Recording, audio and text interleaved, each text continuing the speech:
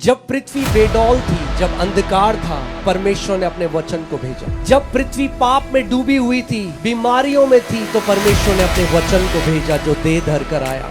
मैं आज आपको बताना चाहता हूं, आपकी प्रार्थना कुछ भी हो, उसका उत्तर परमेश्वर का वचन है। और मैं आज आपको ये बताने आया हूं कि अगर आप इस परमेश्वर के वचन के प्रेमी हो गए तो कोई ऐसा पहाड़ नहीं जो आप अपने जीवन से उखाड़ ना सको, कोई ऐसी परिस्थिति नहीं जो आप बदल ना सको। आज मैं आपको विश्वास के आत्मा के बारे में सिखाना चाहता हूं कि कैसे परमेश्वर ने जो इस पूरी सृष्टि की रचना करी, वो अपनी विश्वास की आत्मा के द्वारा करी, जो पवित्र आत्मा है, जो परमेश्वर का आत्मा है।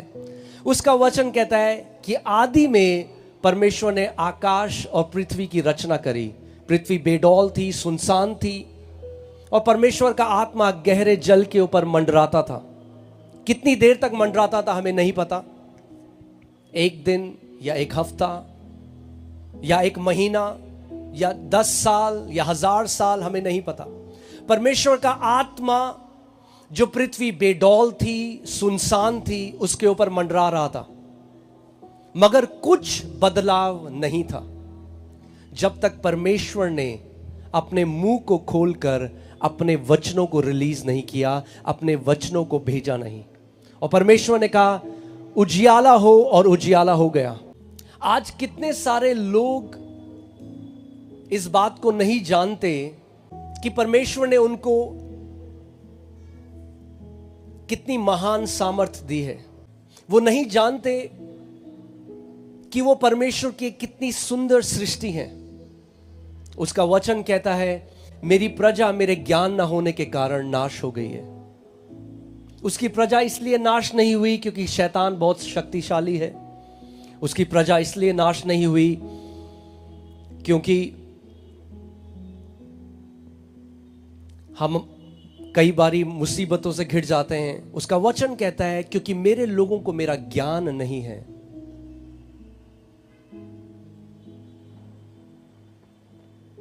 मेरा यहां आने का कारण यह नहीं कि मैं आपको बताऊं कि मैं आपका उत्तर हूं, क्योंकि मैं आपका उत्तर नहीं हूं। आज मेरा दिल टूटता है जब मैं देखता हूं कि लाखों की भीड़ कई बारी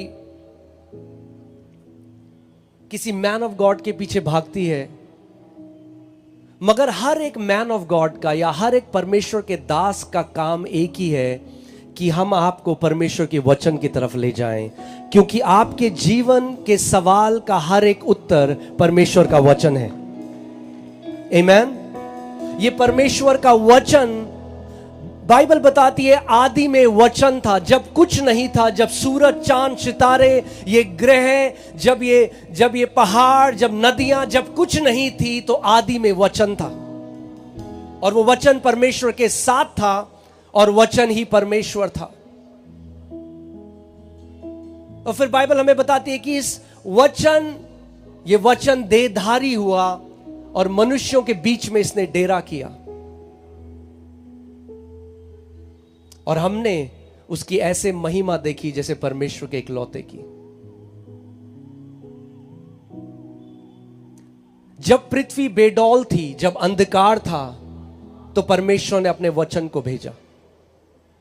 जब पृथ्वी पाप में डूबी हुई थी, बीमारियों में थी, तो परमेश्वर ने अपने वचन को भेजा जो देह धर कर आया। मैं आज आपको बताना चाहता हूं, आपकी प्रार्थना कुछ भी हो, उसका उत्तर परमेश्वर का वचन है। और मैं आज आपको यह बताने आया हूं कि अगर आप इस परमेश्वर के वचन के प्रेमी हो गए तो कोई ऐसा पहाड़ नहीं जो आप अपने जीवन से उखाड़ ना सको, कोई ऐसी परिस्थिति नहीं जो आप बदल ना सको। मैं एक रिक्वेस्ट आप सबसे करूंगा, आप लोग जो खड़े हैं, आप प्लीज कोई जगह देखकर बैठ जाएं, क्योंकि अगर आपने वचन नहीं सुना तो आपने आज यहां आके अपना टाइम वेस्ट किया है। क्योंकि सबसे कीमती चीज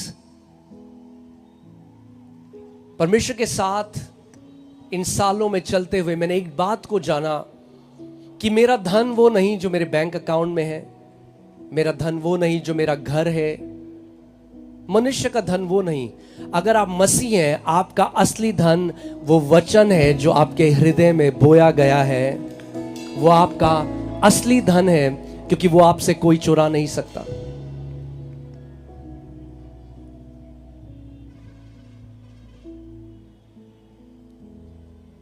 आज आप परमेश्वर के वचन को ध्यान धरकर सुनना,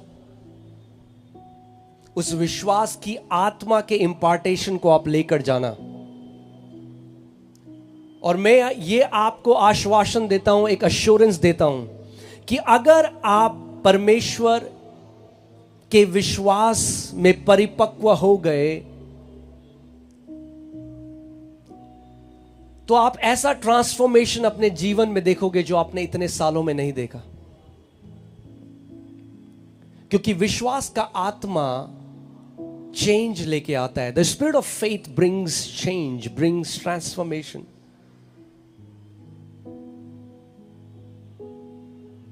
आइए हम एक पास्टर सामर्थ, अगर आप इब्रानी 11:6 पढ़ दें, और मैं चाहता हूं आप मेरे पीछे एक प्रार्थना करें। बोले, परमेश्वर मेरे पास सुनने वाले कान और समझने वाला हृदय है। पवित्र आत्मा मुझे परमेश्वर की वचन की भूख से भर दे। मैं तेरे वचन को तुच्छ न जानूं। तेरा वचन आज मेरे लिए भेजा जाएगा, मुझे बीमारियों से आजाद करेगा, मुझे हर बंधन से छुटकारा देगा और मेरे जीवन के हर एक स्तर को बदल देगा, प्रभु यीशु मसीह के नाम में। सो इब्रानी 11:6 ध्यान से सुनिए।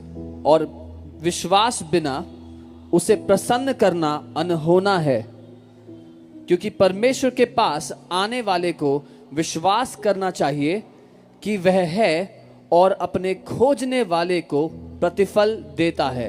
विश्वास बिना परमेश्वर को प्रसन्न करना असंभव है। इंग्लिश बाइबल कहती है इम्पॉसिबल है, हिंदी में लिखा है अनहोना है या असंभव है। यानी बिना विश्वास के आप परमेश्वर को प्रसन्न नहीं कर सकते।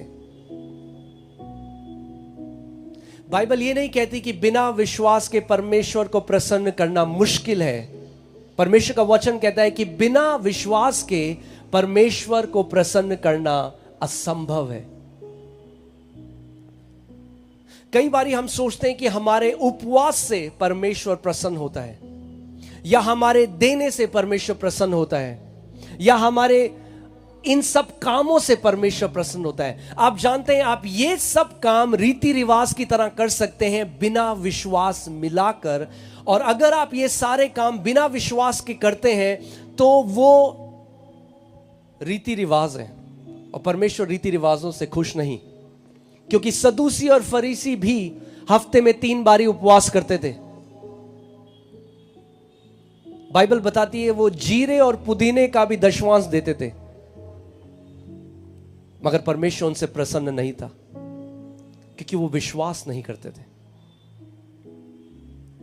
अगर आप समझ जाओ कि बिब्लिकल फेथ या बिब्लिकल बिलीविंग, वचन के अनुसार विश्वास क्या है, तो आप परमेश्वर को प्रसन्न करने वाले बन जाओगे। और जब आप परमेश्वर को प्रसन्न करने लग जाओगे तो जहां आप जाओगे परमेश्वर का फेवर आपका पीछा करेगा।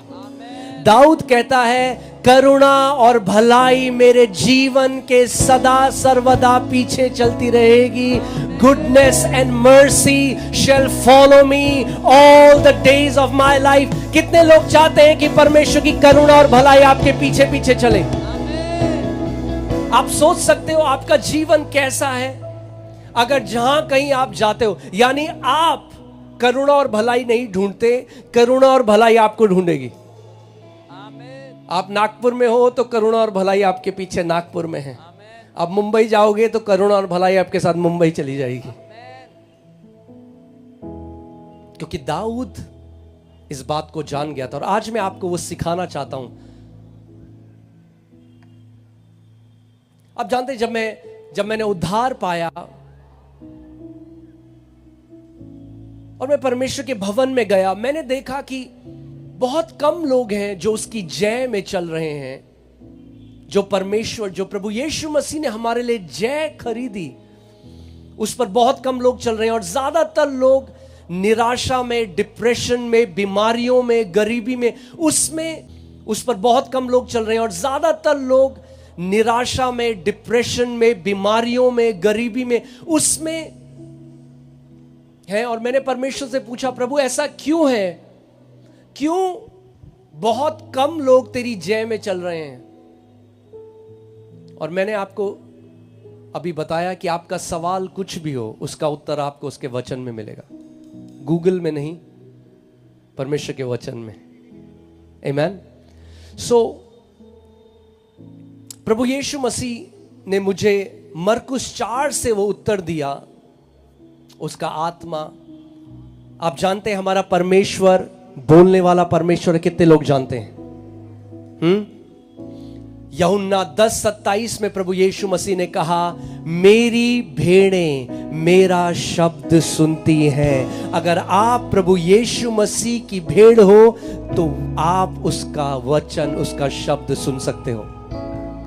और प्रभु मुझे मरकुस 4 में ले गया और वहां पर प्रभु यीशु मसीह ने एक दृष्टांत बताया, एक बीज बोने वाले का दृष्टांत बताया। और आप जानते हैं, जब मैंने वो पढ़ा तो मैं हैरान क्यों हो गया, क्योंकि प्रभु यीशु मसीह ऐसी एक बड़ी भीड़ के सामने उस दृष्टांत को बता रहा था।